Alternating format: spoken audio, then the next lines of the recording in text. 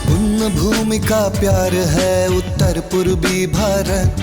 सूरज की पहली किरण चुमे उत्तर पूर्वी भारत। आसाम, अरुणाचल, मणिपुर, नागालैंड, मिजोरम, त्रिपुरा, सिक्किम, मेघालय, विविधता हर संस्कृति पर जिए एक ही संग। हर हालात में एक है जैसे इंद्रधनुष के रंग।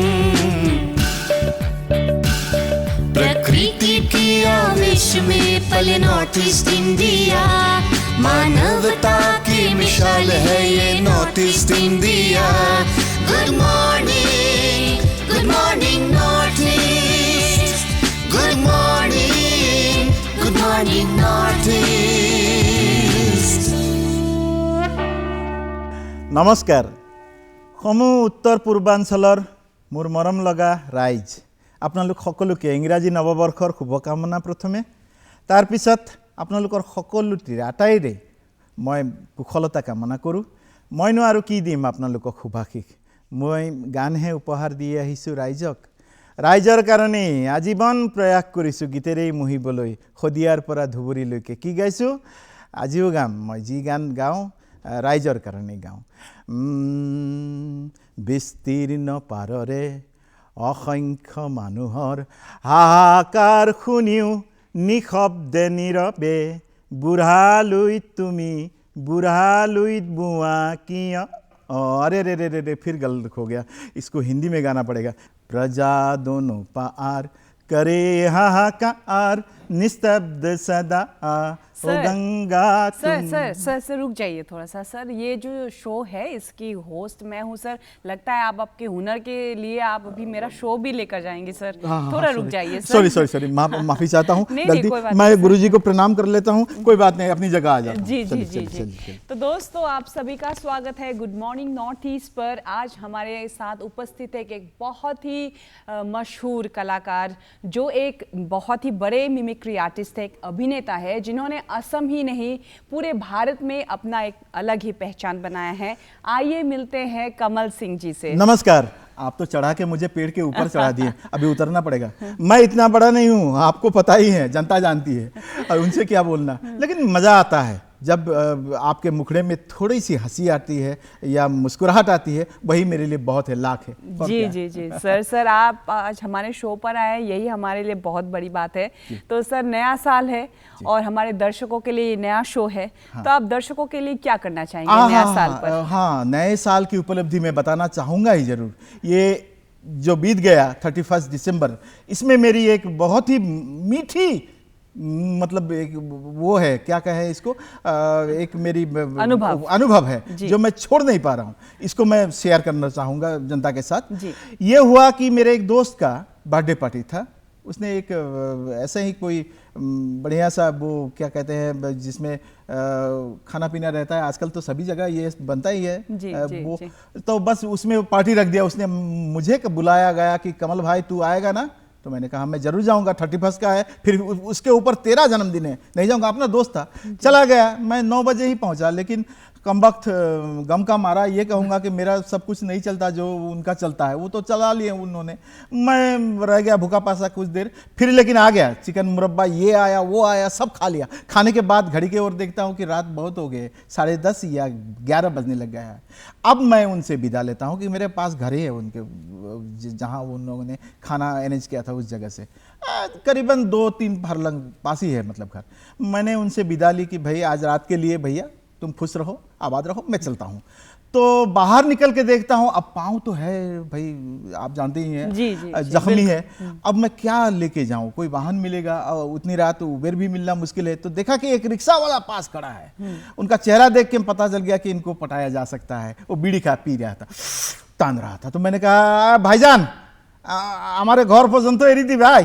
तो उन्होंने कहा, जवाब उनका आया हम तो আমি ঘরে যাইমু, বাড়ি যাইমু, তবে কত দূর? বলে না একটু ডাউনটাউনের পাশে এইখানে। বলে আচ্ছা এক কাম করেন, 10 টাকা হইব না, 15 টাকা লাগবে, রাত্রের সময় তো।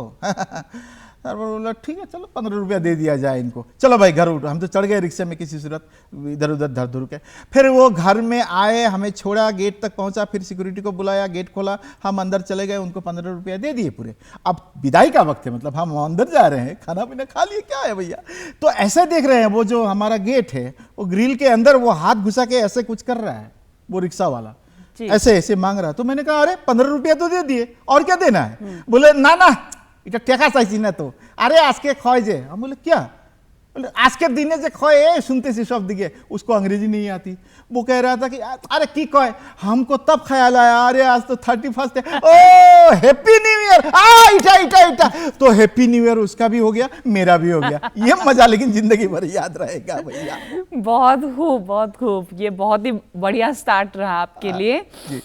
तो हमें ये बताएं कि आपने मिमिक्री का आपका जो जीवन है कैसे और कहाँ शुरू किया। अरे वाह, ये तो बहुत ही आपने कयामत वाली बात कह दी।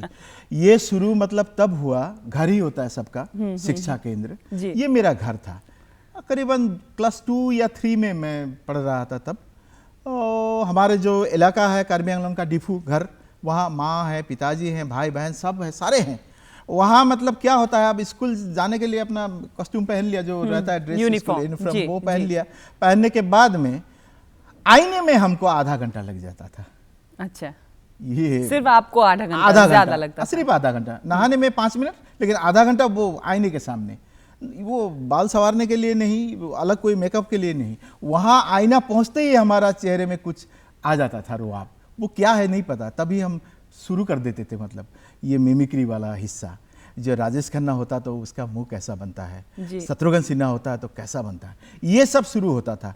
लेकिन तब पता नहीं चला, पिताजी तो मजा हमको देखते रहता है, पिताजी अब अपना बाप है, वो ख्याल करता है अच्छा छोटू निकला कि नहीं तू। मैं कह रहा हूँ स्कूल के लिए, हाँ तैयार हो पिताजी। वो जानते हैं कि आधा घंटा लगाएगा ही। उसके बाद धीरे से माँ को कहती थी, आज इस उम्र में अभी समझ रहा हूँ क्यों कहता था। तब कहता था कि देखो सुनती हो, तुम्हारी जो ये छोटा लड़का है ना, इसका जगह ये कार्बी आंगलों का डिफू नहीं है, तेजपुर में है। तो तब नहीं समझा था तेजपुर क्यों कहता है, तेजपुर बहुत ब्यूटीफुल जगह है। मैं सोचा था वहाँ पगला फाटेक है, हाँ, जी, इसलिए कहते थे पिताजी मजाक करके। अब आता है ख्याल।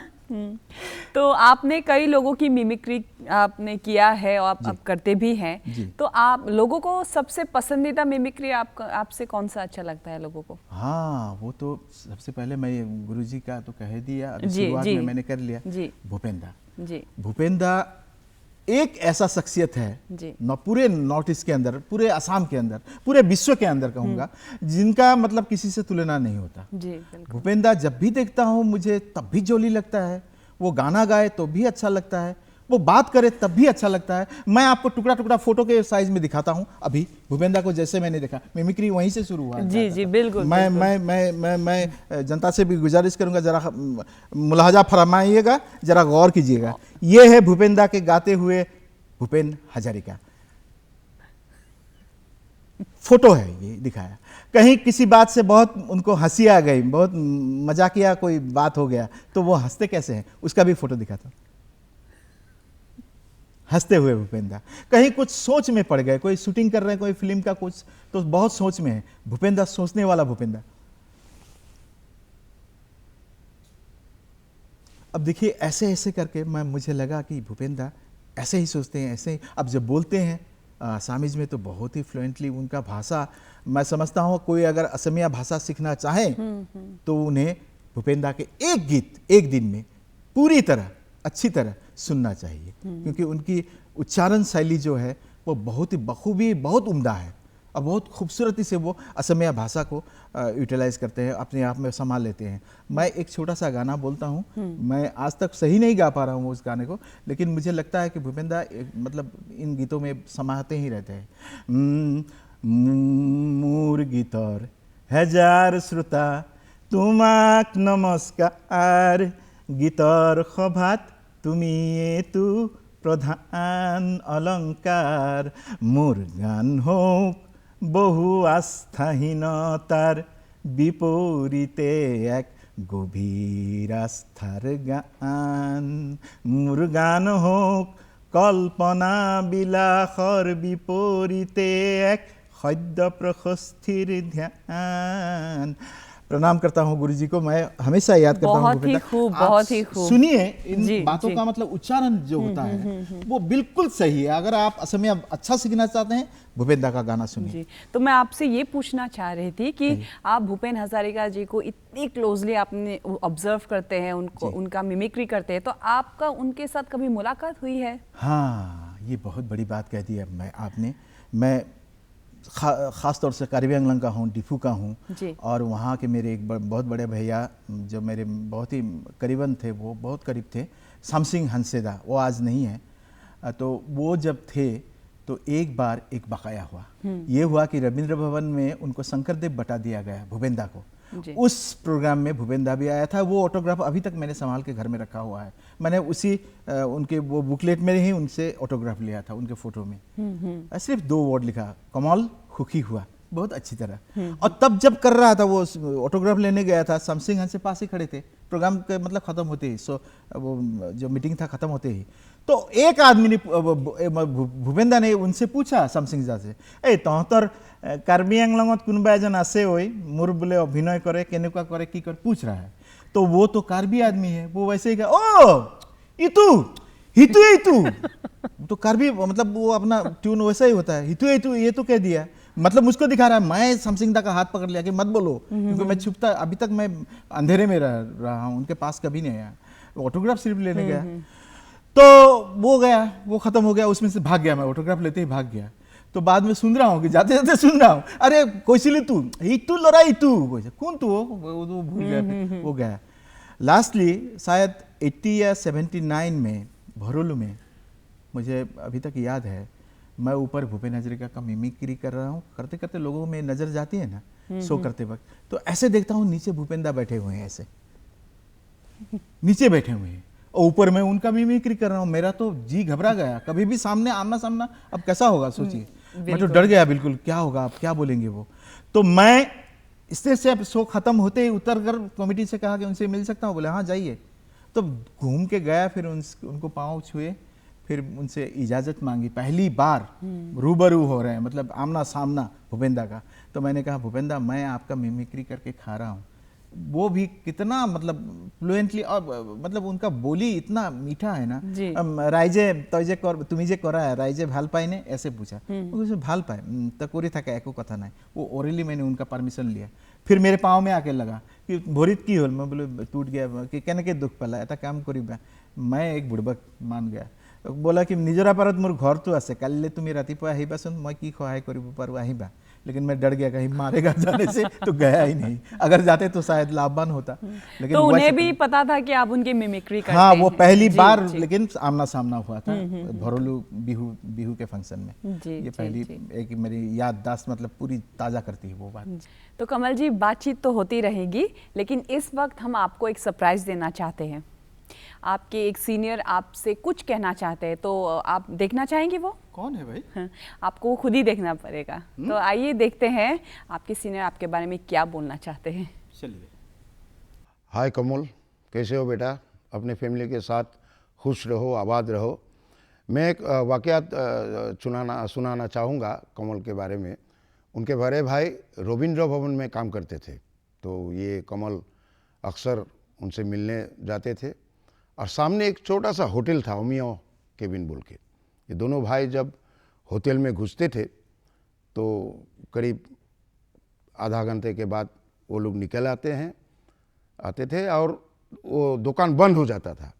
तो मैंने सोचा ऐसा क्यों, क्या क्या करते हैं ये लोग। तो एक दिन मैंने पूछा मैनेजर को, जे क्या बात है, वो लोग निकलने के बाद दुकान बंद कर देते हो? बोलते हैं कि दादा क्या करेंगे, यहाँ जितने चीज़ होते हैं, सिंगारा हो, लड्डू हो, गजा हो, जो भी हो, सब वो 2 भाई खा देते थे। उसके बाद तो कुछ बेचने के लिए रहते नहीं, इसलिए हम दुकान बंद कर देते थे। फिर भी कमल, तू मेरा बड़ा ही प्यारा है, खुश रहो, आबाद रहो। राजूदा सैल्यूट। राजूदा यानी कि जयंता दास, जिनको आप जयंता दास ही जानते हैं। आप अपनी अभिनय की जगत में और भी बहुत ढेरों सारा नाम कमाए, काम करते रहें, लोगों को मजा देते रहें, हमारी तो दुआ इतनी ही है। मुझसे बड़े हैं मैं कभी उनकी कोई भी बात अमान्य नहीं करता, मैं मानता हूँ, बहुत सारे काम उनके साथ किए हैं। लेकिन मैं एक वाक़या आज सुनाना चाहूँगा राजूदा का, जो उनका क्वालिटी है। वो डिब्रूगढ़ में शायद रविंद्र भवन में मेरे भैया काम करते थे, निर्मल सिंह जी, उनके साथ ही हमने कैजुअली एक ड्रामा किया था, नीलांबर। ये ड्रामा प्ले हो रहा था, सारे असम में घूम रहे थे। डिब्रूगढ़ पहुँचते ही एक जगह आया जहाँ बहुत बड़ा हॉल है, वहाँ हम लोगों ने, और राजूदा के साथ मैं था, मैं जो कैरेक्टर कर रहा था नीलांबर में, वो था फतुला। वो मेरे सीनियर थे, वहाँ भी बॉस थे, तो सेनापति थे। तो हम लोगों ने मिल के बहुत जगह किया, कोई गलती नहीं हुआ। लेकिन डिब्रूगढ़ में पार्टिकुलरली मैं तो प्रॉब्लम में गिर गया।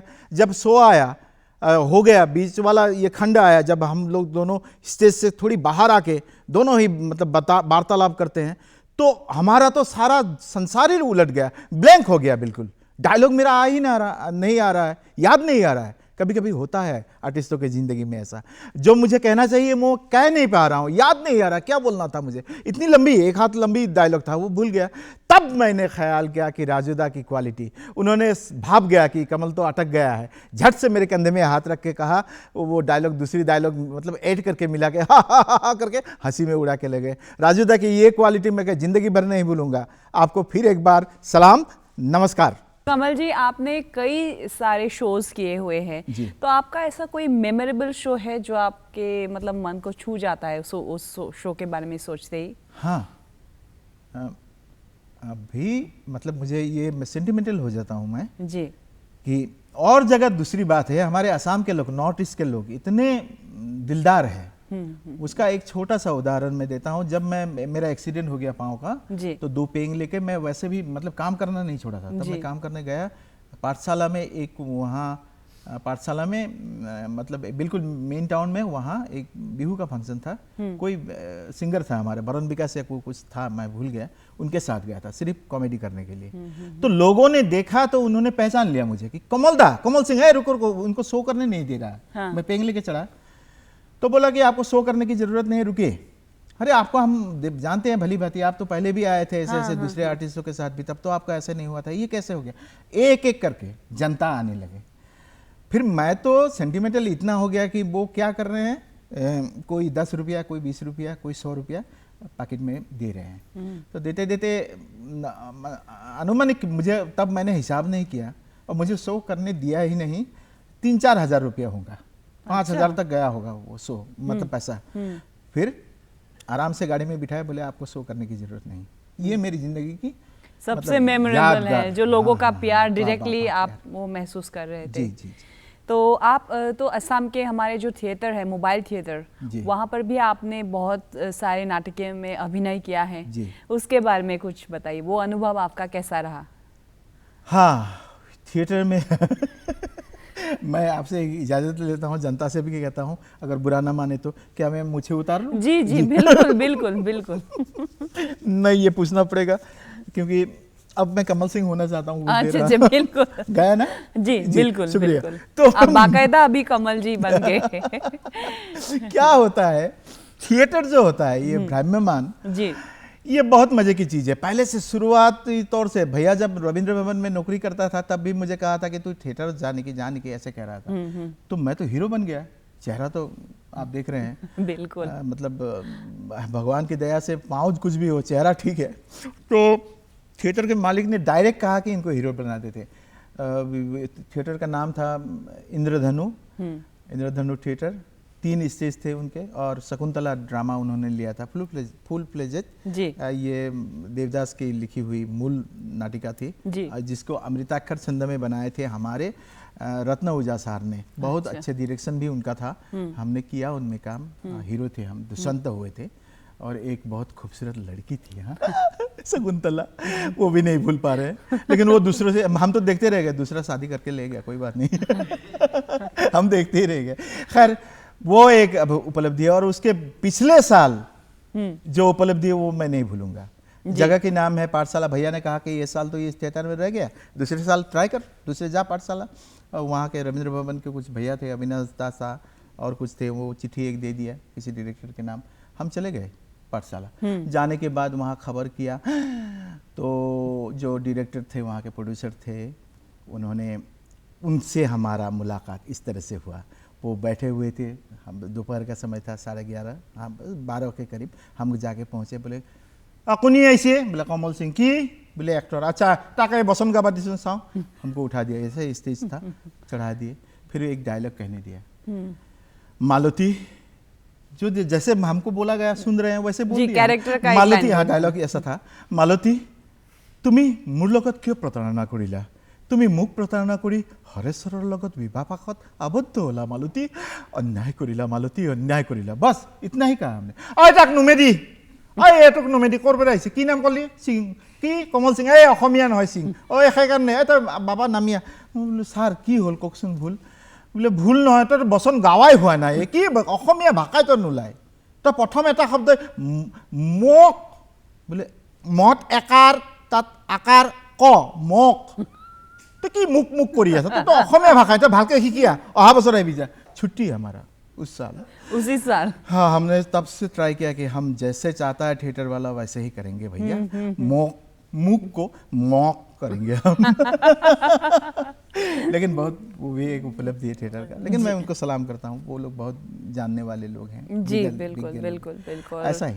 और आप अभी हमें ये बताएं कि आपके फेवरेट एक्टर्स कौन है अरे जिनका हाँ, मिमिक्री तो उतारना बहुत आपको बहुत अच्छा लगता बहुत है? पसंद करता हूँ मैं। हमने सुना है कि राजेश खन्ना जी का राजेश खन्ना जी, ये मतलब तब से जब से मैं पढ़ रहा था स्कूल, एलपी स्कूल में था, तब से मेरे दिमाग में घुसा है कि एक ऐसा कलाकार, एक समय का सुपरस्टार, जी मानना पड़ेगा राजेश खन्ना, बोलने का ढंग।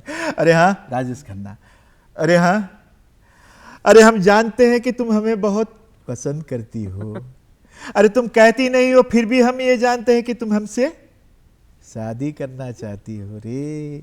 राजेश खन्ना साहब, कोई भी डायलॉग हो इतनी आसानी से, इतनी आराम से कह जाता है, बहुत मज़ा आता है। उनका एक डायलॉग तो मैं भूल ही नहीं पाऊंगा, अमर प्रेम का, जो शर्मिला ठाकुर साहब जी के साथ में किया था उन्होंने। पुष्पा, ए पुष्पा, ये आंसू पोंछ डालो पुष्पा, आई हेट टीयर, इन आंसुओं को पोंछ डालो, वरना कोई आके तुम्हें टोकेगा, फिर रोना मुनासिब नहीं है, हंसते रहो और जिंदा रहो। अरे राजेश, बहुत खूब, बहुत ही खूब, थैंक यू वेरी मच। और शम्मी कपूर जी का हाँ वो अभी तो झड़ गए बाल, नहीं, फिर भी शम्मी कपूर साहब का कुछ अलग ही उनका मुंह मेरे चेहरे से लेकिन मिलना पड़ेगा, जिसका मिमिक्री में करूंगा। शम्मी कपूर साहब, आप हसीन है, महजबीन है, लेकिन हमारे काबिल आप नहीं। शम्मी कपूर साहब अब बैठे बैठे करने में थोड़ी मुश्किल होती है, फिर भी है शम्मी कपूर साहब, भूल ही नहीं पाऊंगा। और हमने सुना है कि आपका एक अपना ग्रुप भी है, खिचड़ी जी, खिचड़ी ग्रुप, वो ग्रुप आपने कैसे, कहाँ फॉर्म किया? ये फॉर्म मैंने नहीं किया, ये अपने आप हो गया। इन्होंने 2-3 एपिसोड कर लिए थे, फिर राजीव क्रो जो है जी, वो हमसे कहने लगा, तभी मैं पेंग ले रहा था, पेंग था 2, तो कहा कि कमल दा आप बैठे बैठे मेरा एंकोर चला दीजिए ना। तो मैंने कहा चलो यार, पैसा मिलेगा? बोले हाँ चलो, क्या बात है, क्या है ग्रुप? बोले खिचड़ी। तो इनके पास गए, तो हमारा जो एंकोरिंग करने का पार्ट अभी जो आप कर रहे हैं वो काम मैंने खिचड़ी में शुरू की थी जी। तो लोगों को भारी पसंद आया, बहुत मजा आया उनको। फिर उसके बाद धीरे धीरे पेंग छूटता गया, एक लट्ठी में आया, एक उसमें, फिर वो भी धीरे धीरे छूटने लगा। फिर राजीव कहने लगा कि कमल दा आपको तो एंकोर में जितना पैसा मिल रहा है उससे ज़्यादा मिलेगा। बोले क्यों? एक्टिंग भी करना पड़ेगा। चलो करते हैं, हार नहीं मानी। लेकिन मैं सभी जनता से यही कहता हूँ, जिंदगी में हारना कभी नहीं, बस आगे ही बढ़ते जाओ भाई। फिर खिचड़ी ग्रुप में एंट्री हो गया। फिर शायद 74 से ये शुरू हुआ था। अभी इनके साथ मेरा करीबन 12-13 साल इनके साथ अभी तक हूँ। अभी तक मैंने इनको छोड़ा नहीं, दामन इनका। तो कमल जी, आज आप हमारे इस शो पर आए, इसके लिए हम बहुत ही खुशनसीब हैं। हमने बहुत सारे मज़ेदार बातें की और देखा भी। तो दोस्तों, हम आज के ये कार्यक्रम यही समाप्त करते हैं और आशा करते हैं कि आज का हमारा ये कार्यक्रम आपको बहुत ही पसंद आया होगा। देखते रहिए हमारा program good morning north east, सिर्फ डीडी नॉर्थ ईस्ट पर। तब तक के लिए अलविदा। Good morning north east.